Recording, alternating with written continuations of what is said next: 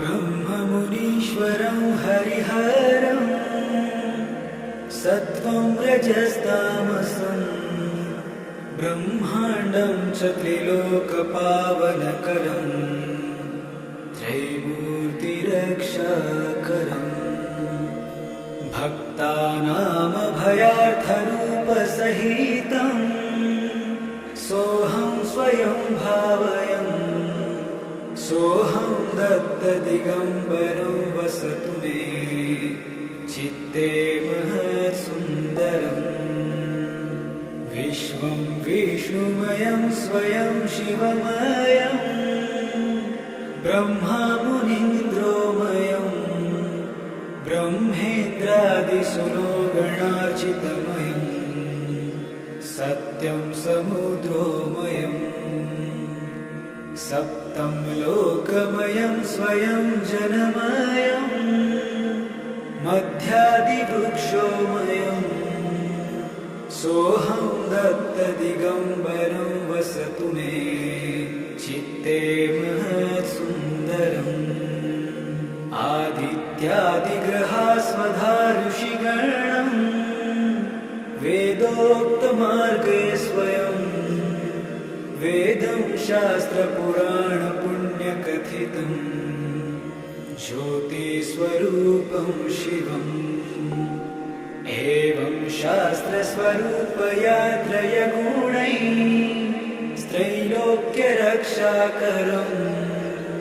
सोऽहं दत्तदिगम्बरं वसतु मे चित्ते महत्सुन्दरम् उत्पत्तिस्थितिनाशकारणकरं कैवल्यमोक्षप्रदं कैलासादिनिवासिनं शशिधरं रुद्राक्षमालागलम् हस्ते चापधनुर्शराश्च मुसलं खट्वाङ्गचर्माधरं सोऽहं दत्तदिगम्बरं वसतु मे चित्ते महत्सुन्दरम्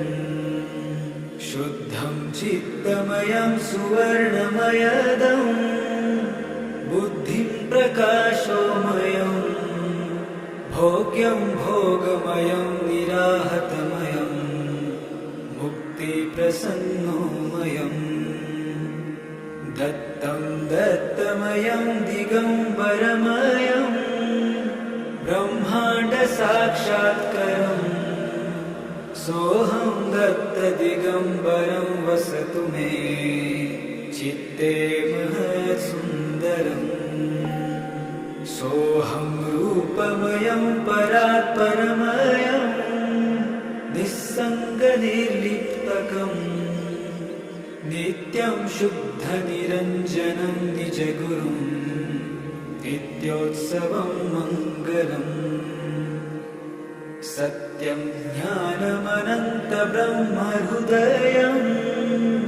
व्याप्तं परो दैवतं सोऽहं दत्तदिगम्बरं वसतु मे चित्ते महत्सुन्दरम् काषायं करदण्डधारपुरुषं रुद्राक्षमालागलम् भस्मोद्धूलितलोचनं कमलजं कोल्हापुरीवीक्षणम् काशी स्नानजपादिकं यतिगुरुं तन्माहुरीवासितं सोऽहं दत्तदिगम्बरं वसतु मे चित्ते महत्सुन्दरम् कृष्णातीरनिवासिनं निजपदं भक्तार्थसिद्धिप्रदं मुक्तिं दत्तदिगम्बरं यतिगुरुं नास्तीति लोकाञ्जनम् सत्यं सत्यमसत्यलोकमहिमा प्राप्तव्यभाग्योदयम् सोऽहं दत्तदिगम्बरं वसतु मे चित्ते महत्सुन्दरम्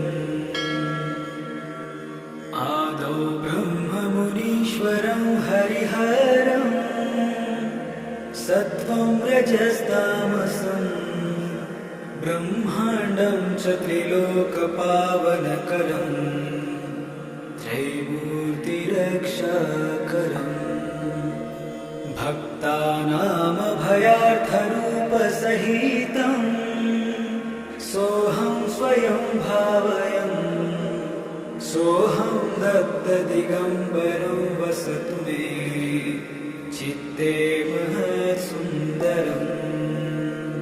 विश्वं विष्णुमयं स्वयं शिवमयम् ब्रह्मा मुनीन्द्रोमयम् ब्रह्मेन्द्रादिसुरो गणार्चितमयम् सत्यं समुद्रोमयम् सप्तं लोकमयं स्वयं जनमयम् मध्यादिवृक्षोमयम् सोऽहं दत्तदिगम्बरं वसतु मे चित्ते महत्सुन्दरम् आदित्यादिग्रहास्वधा ऋषिगणम् वेदोक्तमार्गे स्वयं वेदं शास्त्रपुराणपुण्यकथितम् ज्योतिस्वरूपं शिवम् एवं शास्त्रस्वरूपया त्रयगुणैः त्रैलोक्यरक्षाकरम् सोऽहं दत्तदिगम्बरं वसतु मे चित्ते महत्सुन्दरम् उत्पत्तिस्थितिनाशकारणकरम् कैवल्यमोक्षप्रदम् कैलासादिनिवासिनं शशिधरम् रुद्राक्षमालागलम् हस्ते चापधनुर्शराश्च मुसलम् खट्वाङ्गचर्माधरम् सोऽहं दत्तदिगम्बरं वसतु मे चित्ते महत्सुन्दरम् शुद्धं चित्तमयं सुवर्णमयदम् बुद्धिं प्रकाशोमयम् भोग्यं भोगमयं निराहतमयम् मुक्तिप्रसन्नोमयम् दत्तं दत्तमयं दिगम्बरमयम् ब्रह्माण्डसाक्षात्करम् सोऽहं दत्तदिगम्बरं वसतु मे चित्ते महत्सुन्दरम् सोऽहं रूपमयं परात्परमयम् निस्सङ्गनिर्लिप्तकम् नित्यं शुद्धनिरञ्जनं निजगुरुं नित्योत्सवं मङ्गलम् सत्यं ज्ञानमनन्तब्रह्महृदयम् व्याप्तं परो दैवतम् सोऽहं दत्तदिगम्बरं वसतु मे चित्ते महत्सुन्दरम् काषायं करदण्डधारपुरुषम् रुद्राक्षमालागलम् भस्मोद्धूलितलोचनं कमलजम् कोल्हापुरीवीक्षणम् काशी स्नानजपादिकं यतिगुरुं तन्माहुरीवासितम् सोऽहं दत्तदिगम्बरं वसतु मे चित्ते महत्सुन्दरम् कृष्णातीरनिवासिनं निजपदम् भक्तार्थसिद्धिप्रदम् मुक्तिं दत्तदिगम्बरं यतिगुरुं नास्तीति लोकाञ्जनम् सत्यं सत्यमसत्यलोकमहिमा प्राप्तव्यभाग्योदयम् सोऽहं दत्तदिगम्बरं वसतु मे चित्ते महत्सुन्दरम् इति श्रीमद्शङ्कराचार्यविरचितं श्रीदत्ताष्टकं सम्पूर्णम्।